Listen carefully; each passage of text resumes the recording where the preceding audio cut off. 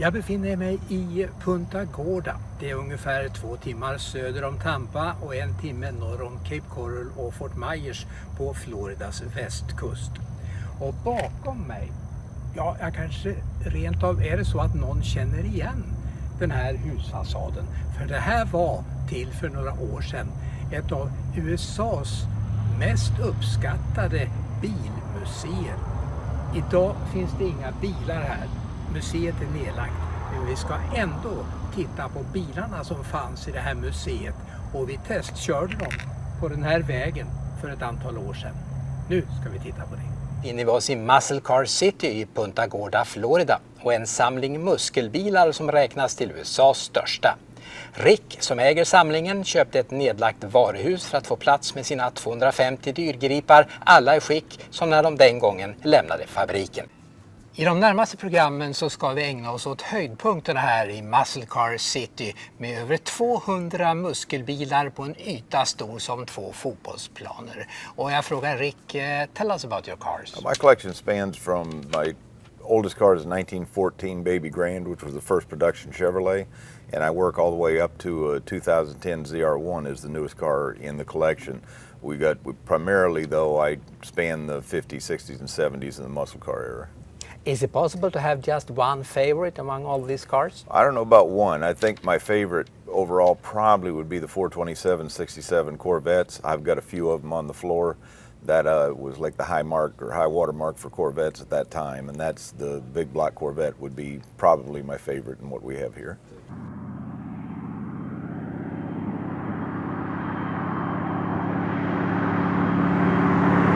Well, Rick, this is a very iconic car. Could you explain why? Yes, these 427 Corvettes, that was the end of the series of the mid-year, the C2 Corvette. And of course, all Corvettes, the higher the horsepower, the more valuable the car. This is the second step down in horsepower, but it has air conditioning, power steering, power brakes, things that weren't available on the 435 car. So it's a more user-friendly car. In all kinds of weather and stuff, it's a more comfortable car to drive and so forth than what the 435 is. So for that reason, it makes it extremely desirable car. So, it was rare as new and it's even more rare today. That's absolutely right. The air-conditioned cars are actually, in the big blocks now, are actually probably more rare than what the 435s are today. I've got 18 for sure of the big block cars. Yeah. And you collect them in different colors, I guess? Yeah, when I started out trying to come up with one of every color. I got that accomplished. Then I realized there's different colors of stingers on them, which is the painting on the hood. And I gave up before I tried to get all of those put together.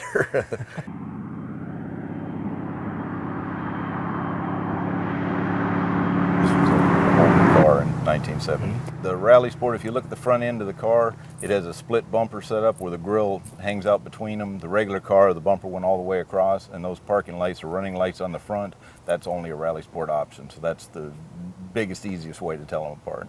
And I understand people really loved this car when it came. They did. There was a love-hate relationship with this car because the people that loved the 67 through 69 didn't want to give up that body, and so the people that love it.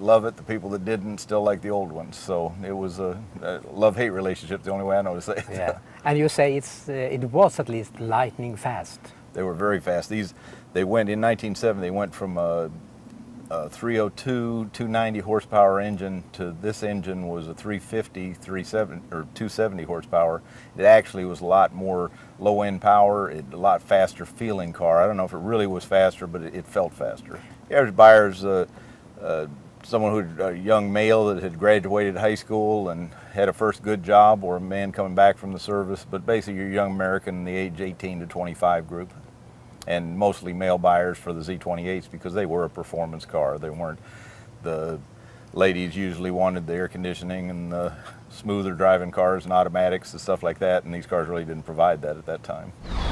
En ny Corvette, en stor händelse i bilvärlden. Här är den då, 7:e generationen. Om den ska det handla idag, men vi tar det väl i rätt ordning och börjar med första generationen från 1953. Right. The 53, they made 300 units in 1953. They were 6-cylinder cars in 53, 4 in the beginning of 55. At that point, they put the V8 in the car, and the car started coming into its own because it had a little more power and it was more fun to drive. C1 cars ran until 1962. At that point, the 63 split window and the convertible, they made them both in a hardtop and a convertible in those years. That car stayed popular through 1967. We hit some of my favorite cars. I grew up with that era of car, and the 67 427s are, to me, the most exciting cars that have been built. It was a fun time for it, and probably a high water mark in Corvette. Then in 1968, they did a complete new body change, and that was a very popular look. Everybody liked it. It was a stylish look, but the cars kept losing a little bit of power as time went on, and let's face it, Corvette's power, if you don't have it, it's not quite as exciting. So by the end of the 80s, they kind of wore their welcome out, and they had to do something different, which is where they come into the C4 car in the 1984 model, and that carried it through the 96. Those had, the Grand Sport was a pretty phenomenal car. We've got one in on the floor. It was the most performance side. The ZR1, the first series ZR1 came out. It had a motor by Mercury Marine, and that was a real big deal when it came out. It was a fast car. However, when the C5 came out, it outran the ZR1, so it kind of shadowed it, and all of a sudden everything was new and better handling, and the cars are friendlier on the road. They're just a considerably more user-friendly car, and they're more fun. They quit running the C5 in 2005 and went to the C6, which was basically a small body change and quite a bit of performance change. They did, the Z06 was a performance model. It was 505 horsepower by then. And then in the end of that series, they ran the ZR1 again, but now it was 638 horsepower and turbocharged. It was literally a king of the hill at that point. There's almost nothing on the road for the money that would run with that car. And now we have the C7 shadowing everything before that. That's right, the latest and the greatest has just come out, and they're just starting to show up around the country. It's drawn a lot of things. The body's real edgy, a little more chiseled look than what the C5 was. And it's being very well accepted. They've upgraded the interior to a world-class interior, got rid of all the plastics and stuff inside the car, went to an LT motor, which is a little bit different configuration from what the LS was, and they're just now starting to learn about how fast we can make this car, and it looks like a pretty bright future. Could you say it's more upgraded to European standards? I would say it certainly is. It's comparable to almost everything European. Now, I don't think money for money, there's not much you can buy that will, hang with this car for the same kind of money. Is it true to say that you get a lot of value for money with the Corvette? You get a lot of value for the money. There's probably nothing that's a better deal out there. Här i Muscle Car City finns en bil som drar till sig mer intresse än alla muskelbilar. Det är Ricks lilla röda. Rick, tell us the story behind this car. This little car, I've had it approximately 3 years now. It's what you call a 1932 Landau Phaeton. This particular one is a hot rod. It's on a late model chassis. It's got all late model suspension. It's got a crate 350 motor with about 330 horsepower, automatic transmission, Ford differential in it. The little car is one of the rare body styles that Chevrolet built back in that year, so you hardly ever see this particular body in a street rod or a stock car for that matter. So I'm in love with it just because it is a very unique car. Yeah.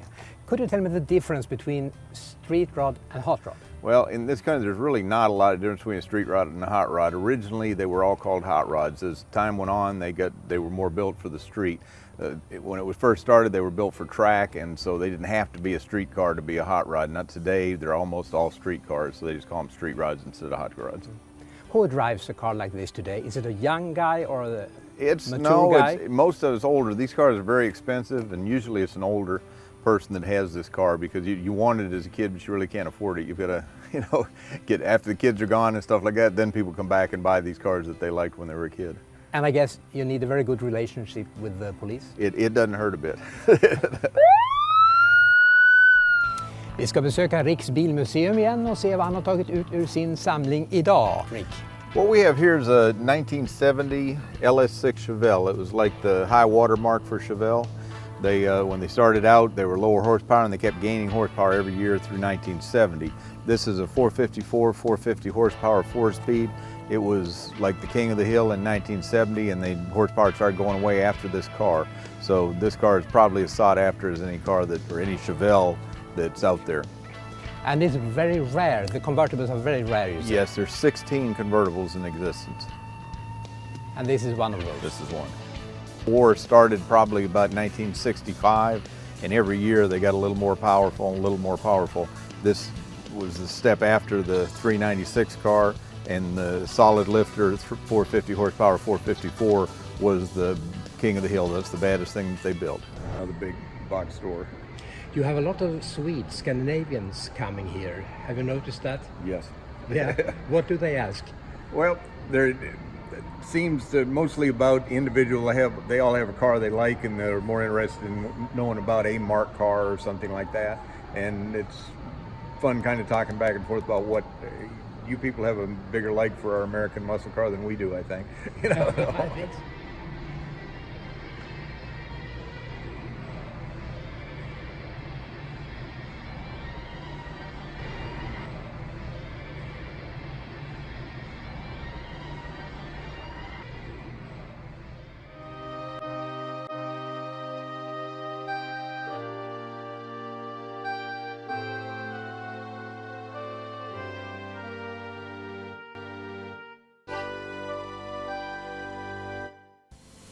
Hallå där, gillade du det här klippet då ska du veta att det finns mer på min YouTube-kanal Trafikmagasinet BilTv med Perstad. Där finns hundratals klipp som handlar om bilar och trafik från igår, idag och lite grann också imorgon.